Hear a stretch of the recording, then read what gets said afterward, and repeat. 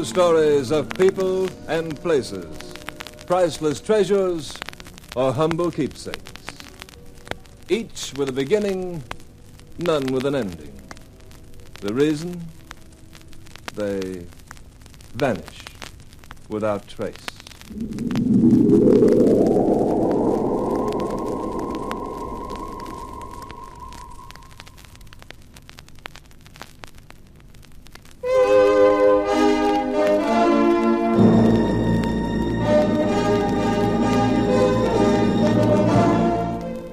The fifth largest country in the world, comprising 1/15 of the terrestrial surface of the globe.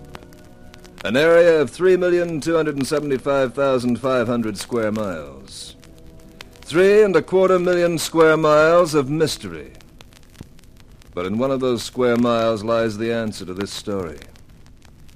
Where is this unknown square mile to be found? In Brazil, South America. In that unknown square mile of Brazilian jungle lies the answer to a question, to a story that began in the study of Colonel P.H. Fawcett, noted British explorer. So there you are, you see. Now, where are the lost mines of Muribeca? Right here, my boys, right here on this square of crackled parchment. But, well, do you really think it's the genuine thing, Father? I mean, not a forgery. Now, Jack, you doubt my judgment? After all the years I've spent wandering about the globe? Jack could be right, Father. After all, well, I mean to say, a document sharing the trail Francisco Raposo took when he found the fabulous Muribeca mines, well, it could be a fake. It'll take more than words to change my mind this time, my boy. This is not just an adventure. It's, it's like suddenly finding the pot of gold at the end of the rainbow. The lost treasures of a complete civilization. And all we have to do is to go and collect it. That's right, Jack. And all due to the man who drew this map almost 2 centuries ago. The Portuguese explorer Francisco Raposo. That is how the Colonel Fawcett mystery began. In the study of his home in England in the year 1925. But what of the answer to the mystery? Did the Portuguese explorer find the answer 200 years ago? I tell you, Raposo, if we try the hand of fate one more week, the fingers of destiny will squeeze the very blood from our hearts. So we had one more week to attend your search. It might be the difference between finding this lost city that has become the legend of the natives of Carabao. You hear? It is a sound again. It comes and it goes. We see nothing, feel nothing. Just this rumble. And if you had doubts about our men before, then regard their faces this very minute. Look at them back there. All right, Pablo. Tell the men we camp here tonight. We can't go any further forward till we find a way around this huge mountain of rock. The men of Portugal, the native bearers of Brazil. Both groups begin making camp with relief. Each man smiling now at his neighbor. The reason for the smiles taking the place of fear? The statement made by Francisco Raposo, their leader. Yes, Pablo. We will turn back tomorrow. After today, we shall start putting our adventures behind us. And this unscalable wall of mountain rock, we put that behind us too. Yes, you are right, Pablo. We probably couldn't have found a way around it, and certainly never climbed over the top. Yet, the native legends definitely center the lost civilization to be in this district. Well, what is to be will be. You need the rest as much as do the men. Perhaps. Now help me erect my tent, will you? You take the main pole. Down. Listen. That sound coming again. This time it seems closer. Or louder. Francisco, look. Look at the trees and the mountains. Shaking as though by the fingers of a giant wind. But there is no wind. Pablo, look out! The mountain! The mountain is bursting asunder! An earthquake! It's so close! Everybody! Come on, all of you! Lie down! Keep as low to the ground as you can! Protect your heads with your hands! Come on, all of you! If you value your lives, get down!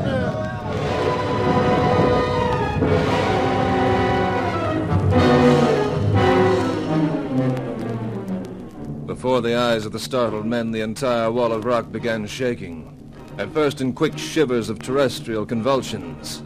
Then suddenly the ground beneath them began to vibrate. The shocks increased in tempo, violence, and sound. And then, with a nerve-shattering roar, a great black line began to cleave the wall of rock. A black line that grew wider as the granite-hard stone wall snapped slowly into a narrow ravine. And with this dramatic performance of nature, the movement ceased. And slowly the sounds of the earthquake faded into the lost echoes of the jungle around them. You talk of leaving, Pablo, leaving one of the greatest adventures we could possibly attempt. You're going to walk into that canyon? You're going there now? From beginning to end. It's a chance in a lifetime. Don't you see, Pablo? I can only see the writing on the wall. On that wall of rock, when the mountainside closes the gap with our feeble bodies inside it, to be crushed like so many eggshells. Oh, but that is the talk of a Portuguese washerwoman, Pablo. One thing I must do before I go. Draw a map to show where we are, and to mark the location well. There. Hand me that parchment from the sack over there. You know the location? Almost 2 miles. Remember, the Rio das Mortes flows less than 2 miles from here. So, I know it, like so. Yes, I know, Francisco. And I know also what the name of the river means. River of Death.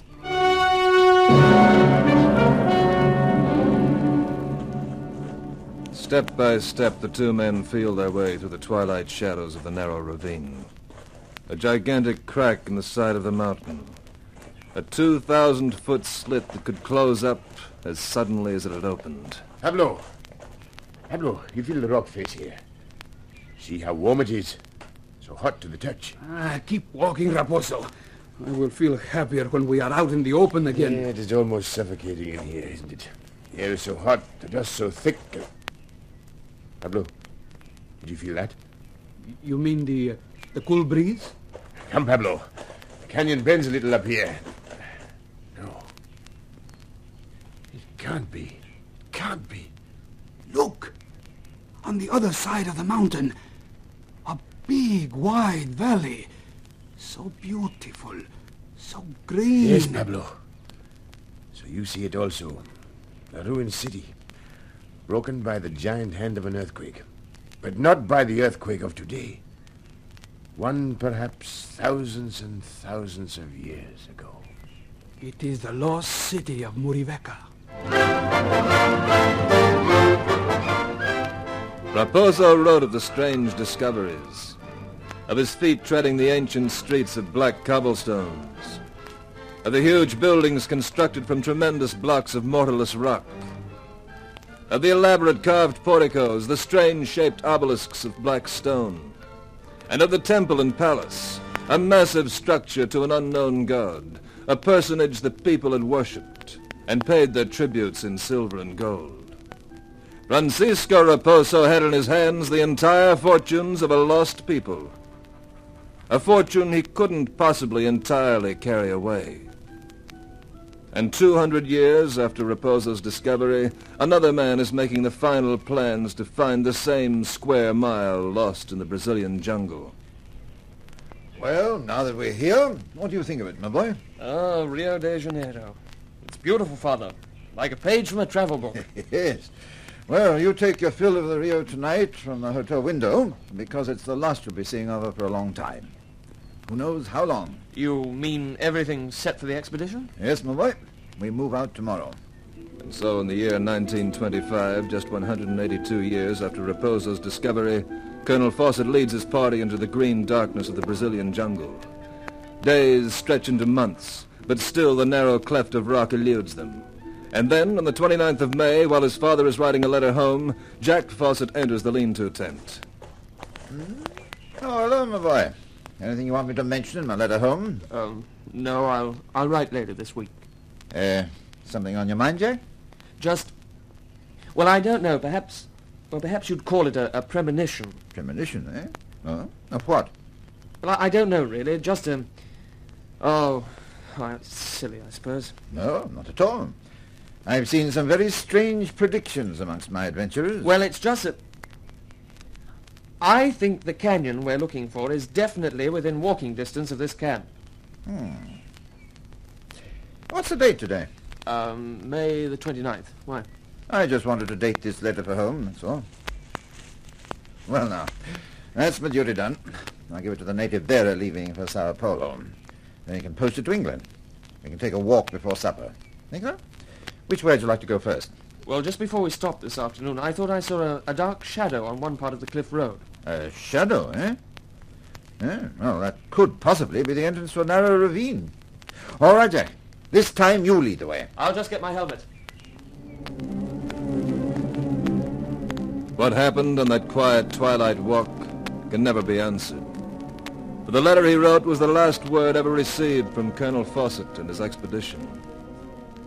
He and his son had walked into the green shadows of the jungle and simply vanished without trace.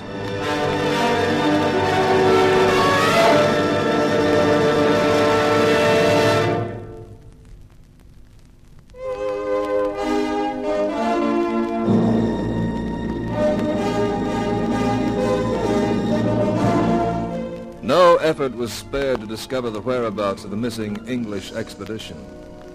Varied and sometimes distorted information only added to the mystery. All further attempts to find the narrow canyon into the lost city of Muriveka have failed. Some reports indicate Colonel Fawcett may have actually found and entered the canyon, only to have nature twist the face of the mountain into another earthquake, closing his only exit. Perhaps Colonel Fawcett did find his lost civilization. Perhaps he discovered his dream too late. Only the Brazilian jungle knows the answer. For to the rest of the world, Colonel Fawcett's expedition had simply vanished without trace. Listen again to another fascinating adventure in this series, Vanished Without Trace.